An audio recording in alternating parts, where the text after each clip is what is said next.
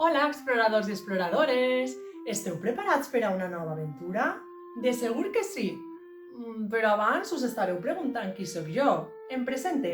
Soc Isabel i soc música. Vaig començar a tocar el clarinet quan tenia 7 anys, quan era una xiqueta com vosaltres, i des d'aquest moment mai he deixat de tocar-lo. Quan tenia 14 anys, vaig entrar a la banda de música del meu poble i allí vaig descobrir que la música és vida. La música és un punt de trobada i d'unió per als més de 40.000 músics i músiques de les 557 bandes de música de la Comunitat Valenciana. Sí, heu escoltat bé, 557. Això són moltes bandes. Us contaré un secret.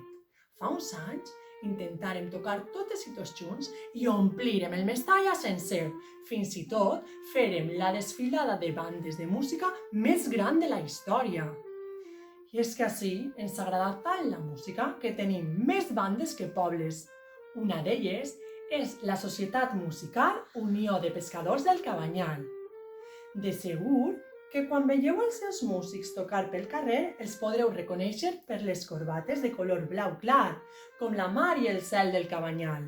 Esta banda es va crear en l'any 1926 i encara avui la podreu trobar assajant a l'edifici El Casinet del barri.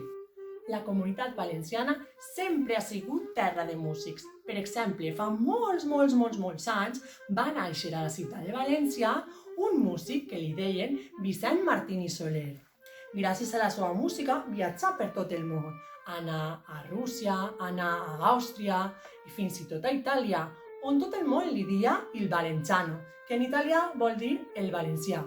Fixeu-vos si es va fer famós que el públic preferia les seues composicions abans que les de Mozart. Però escolteu, la Comunitat Valenciana no sols és terra de músics, també de músiques. Sabíeu que el primer himne del València Club de Futbol el va composar una dona? Es dia Lolita Soriano Raga i era professora del Conservatori de Música de València. I és que la Comunitat Valenciana és terra de llum, de colors, de festa, i allà on hi ha aquestes coses mai pot faltar la música. La música ens acompanya en tots els moments importants de la nostra vida i també en totes les festes, per exemple, en els aniversaris, en Nadal, en les falles, també en la Setmana Santa Marinera, en la Pasqua i en el 9 d'octubre. La música està en tots els llocs i no calen instruments o complicacions, perquè la música és un llenguatge universal i natural. Quan cantem o ballem, estem fent música, fins i tot quan fem ritmes amb el nostre cos. I també la pròpia vida està plena de música, quan sentim el batec del nostre cor, si escoltem els pardalers xiular o quan ens deixem emportar per la remor del vent i de les ones de la mar a la platja del Cabanyal. Bé, si una cosa queda clara és que la música és vida. I vosaltres? Us atreviu a dir-la?